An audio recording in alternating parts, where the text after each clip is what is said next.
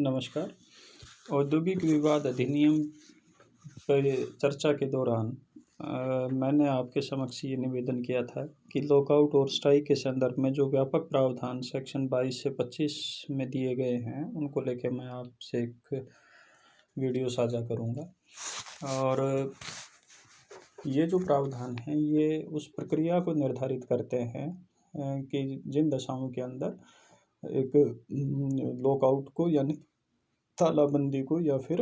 Strike को शुरू किया जा सकता है। वस्तुतः इसमें नोटिस दिए जाने को कि कितने दिन का नोटिस दिया जाएगा, किन दशाओं में हड़ताल या तालाबंदी शुरू की जा सकती है, किन दशाओं में शुरू की गई हड़ताल और तालाबंदी को वैध समझा जाएगा और किन दशाओं के उल्लंघन के ऊपर उसको अवैध घोषित किया जाएगा। इस तरह के प्रावधान दिए गए हैं और इन प्रावधानों पे चर्चा के दौरान ही एक महत्वपूर्ण जो टर्मिनोलॉजी आती है वो आती है पब्लिक यूटिलिटी सर्विसेज को लेके कि लोकोपयोगी सेवाएं क्या होंगी। क्योंकि जो लोकोपयोगी जो सेवाएं हैं उनमें हड़ताल या तालाबंदी प्रारंभ करने का एक अलग से ही प्रोसेस दिया गया है। जो सामान्य जो हड़ताल और तालाबंदी है उसका प्रोसेस अलग है और पब्लिक यूटिलिटी सर्विसेज लोकोपयोगी सेवाओं में हड़ताल और तालाबंदी से संबंधित प्रावधान अलग हैं। अतः मैं आपके साथ इस बात पर चर्चा करना चाहूँगा कि पहले हम ये समझें कि पब्लिक यूटिलिटी सर्विसेज होती क्या हैं। देखिए, ये एक तरह से आप कह सकते हैं कि जो सामान्य जनजीवन जन सामान्य का रहता है उसके जो महत्वपूर्ण जो जिनको आप अंग कह सकते हैं, जो महत्वपूर्ण जो सेवाएं हैं जो कि जो सामान्य जन को प्रभावित करती हैं, उनको पब्लिक यूटिलिटी सर्विसेज में शामिल किया गया है। अतः ज़रूरी हो जाता है कि इससे संबंधित नियम, हड़ताल हो चाहे तालाबंदी हो, अलग से निर्धारित किए जाए। तो पब्लिक यूटिलिटी सर्विसेज में कोई रेल सेवा या वायु मार्ग के द्वारा यात्रियों को या सामान को, माल को ले जाने के लिए कोई परिवहन सेवा। देखिए, रेल सेवा, रेल भारत को जोड़ती है, स्वाभाविक है। दूर दराज से जो व्यक्ति आते हैं उनको सस्ती और सुगम सेवा रेल सेवा के द्वारा ही मिलती है। अतः ये ज़रूरी था कि इसको यूटिलिटी सर्विसेज में जोड़ा जाए। वायु मार्ग के द्वारा यात्रियों को और परिवहन को ले जाने के लिए भी ज़रूरी था, क्योंकि कई बार इस तरह की स्थिति होती है कि अब चाहे नोटबंदी के दौरान एक आवश्यक स्थिति पैदा हो गई थी और वायु परिवहन के द्वारा ही वो सब कुछ उस स्थिति को मैनेज किया गया था। अभी जो वैक्सीनेशन प्रोग्राम चलेगा उस दौरान भी इसी तरह से बहुत से इस तरह की जो चीज़ें रहती हैं उसके लिए ज़रूरी हो जाता है कि तत्काल एक परिवहन की सुविधा मिले, इसलिए वायु परिवहन सेवा। इसी तरह से कोई डाक, तार या टेलीफोन से संबंधित सेवा अति आवश्यक है, क्योंकि बिना कम्युनिकेशन के आप परिकल्पना कर सकते हैं कि क्या स्थिति हो। तो इसी तरह से कोई उद्योग यानी कि कोई इंडस्ट्री जो जनता को शक्ति, प्रकाश या जल प्रदान करता है, यानी कि बिजली और पानी से संबंधित सेवाएं। हम आधुनिक जीवन में एक दिन भी बिजली के बिना नहीं रह सकते। इसी तरह से पानी से संबंधित सेवाएं आधार है जीवन का। अतः आप कह सकते हैं कि बिजली, पानी, डाक, तार, टेलीफोन, रेल, चाहे वो और इसके अतिरिक्त वायु परिवहन सेवा। तो आप मोटे तौर के ऊपर परिवहन सेवा उसको कह सकते हैं कि बिजली, पानी, डाक, तार, टेलीफोन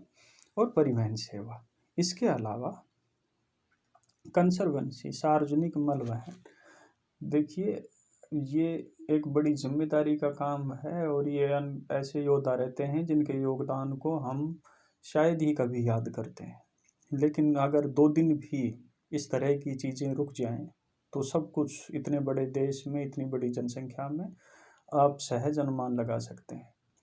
तो इसलिए जो कंसर्वेंसी यानी कि सार्वजनिक जो मल वहन है उससे संबंधित या स्वच्छता से संबंधित, सैनिटाइजेशन से संबंधित कोई सेवा लोकोपयोगी सेवाओं में आती है। इसी तरह से किसी महापतन या बंदरगाह के कार्य संचालन या उससे संबंधित कोई सेवा, यानी कि जो शिपिंग से रिलेटेड कोई भी जो सर्विसेज हैं उनको, क्योंकि अंतर्राष्ट्रीय व्यापार मुख्यतः इन्हीं के द्वारा ही प्रभावी रूप से संपादित होता है। तो इसके अलावा किसी औद्योगिक प्रतिष्ठान का कोई ऐसा उपक्रम या उपविभाग जिसमें काम होते रहने से उस प्रतिष्ठान में नियोजित जो कर्मचारी हैं उनकी सुरक्षा निर्भर करती है, यानी कि सिक्योरिटी सर्विसेज से संबंधित कोई सेवाएं जिसके कंधों पे ये जिम्मेदारी है कि उस उद्योग में या उस उपक्रम में उस प्रतिष्ठान के अंदर जो काम करने वाले लोग हैं वो सुरक्षित तरीके से काम करें। तो हम कह सकते हैं बिजली, पानी, डाक, तार, टेलीफोन, परिवहन, चाहे रेल से हो, चाहे वायुमार्ग से हो, और फिर चाहे शिपिंग यानी कि बंदरगाह या महापतन के थ्रू हो, और इसके अलावा सिक्योरिटी सर्विसेज। अब जो लास्ट जो बचता है वो ये है कि एक शेड्यूल फर्स्ट दी गई है जिसमें समुचित सरकार यानी अप्रोप्रिएट गवर्नमेंट यदि उचित समझती है उसको समाधान है कि लोक आपात में या लोकहित में ऐसा किया जाना समीचीन है, तो वो अधिसूचना के द्वारा एक गजट नोटिफिकेशन के द्वारा किसी भी उस शेड्यूल में दी गई सेवा को लोकोपयोगी सेवा घोषित कर सकती है, और ऐसी घोषणा के 6 महीने तक वो सेवा लोकोपयोगी सेवाओं की श्रेणी में आ जाती है। अब जो फर्स्ट शेड्यूल है उसमें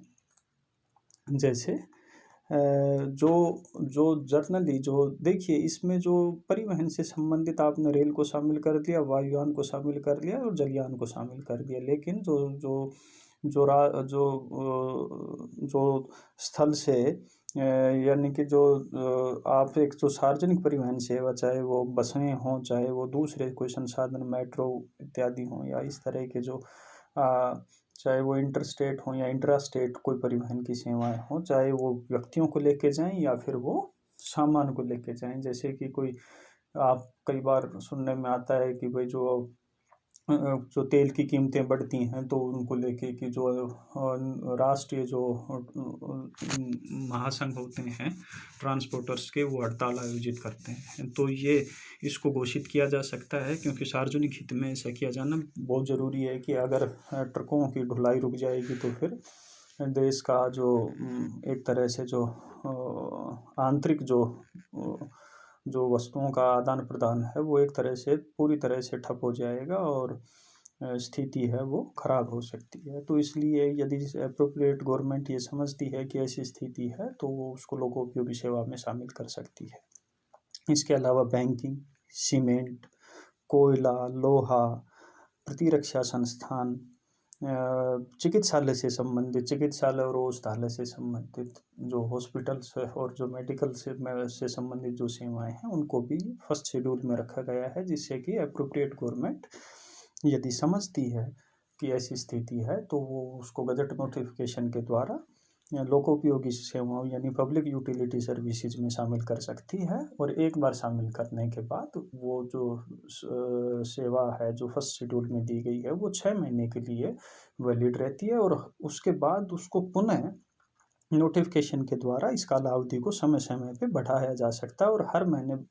हर बार बढ़ाने पे ये कितने दिन के लिए फिर से वैलिड हो जाती है, 6 महीने के लिए, यानी कि आप 6 महीने के लिए इसको बार बार रिपीट कर सकते हैं। कौन? Appropriate government. एक केस था जिसमें मैंने आपके साथ उद्योग की जो परिभाषा थी सेक्शन 2J में, उस दौरान हमने इस पे अपने विचार साझा किए थे कि क्या चिकित्सालय उद्योग है, और उसमें सफदरजंग हॉस्पिटल वर्सेस कुलदीप सिंह का एक केस था। और इस में मैंने आपको बताया था कि सुप्रीम कोर्ट ने कह दिया था कि जो चैरिटेबल ट्रस्ट के थ्रू जो चलते हैं उनको उद्योग की श्रेणी में नहीं माना जाएगा, और हॉस्पिटल मजदूर सभा में जस्टिस गजेंद्र गडकर के द्वारा दिए गए निर्णय को, यानी कि सुप्रीम कोर्ट के पूर्ववर्ती निर्णय को ओवररूल कर दिया था। लेकिन Bangalore water supply sewerage board versus J Rajappa case के अंदर जस्टिस कृष्णा अय्यर ने, माननीय उच्चतम न्यायालय ने, पुनः Safdarjung hospital versus Kuldeep Singh case को दोबारा से ओवररूल करते हुए ये डिसाइड कर दिया था कि नहीं, चाहे वो चैरिटेबल ट्रस्ट क्यों ना चलाते हों, आप ये नहीं कह सकते कि वो उद्योग की परिभाषा में नहीं आते। अतः जो चिकित्सालय हैं वो भी उद्योग की परिभाषा में माने जाते हैं। खैर, लोकोपयोगी सेवाओं के संदर्भ में माननीय उच्चतम न्यायालय ने यह कहा कि यदि एप्रोप्रिएट गवर्नमेंट फर्स्ट शेड्यूल में से किसी उद्योग को लोकोपयोगी सेवा के रूप में घोषित करती है तो इसका मतलब ये है कि वो जो उपक्रम है, जो अंडरटेकिंग है, वो इंडस्ट्री की परिभाषा में आता है। पब्लिक यूटिलिटी सर्विसेज में आप घोषित ही तब कर सकते हो जबकि कंसर्न जो सेवा है वो उद्योग की परिभाषा में, यानी सेक्शन 2J की परिभाषा में, इंडस्ट्री की परिभाषा के अंदर उसको शामिल किया जा सके। अब मैं आपके साथ अगले वीडियो में इस बात पे चर्चा करूँगा कि पब्लिक यूटिलिटी सर्विसेज में हड़ताल और तालाबंदी किस स्थिति के अंदर शुरू की जा सकती है।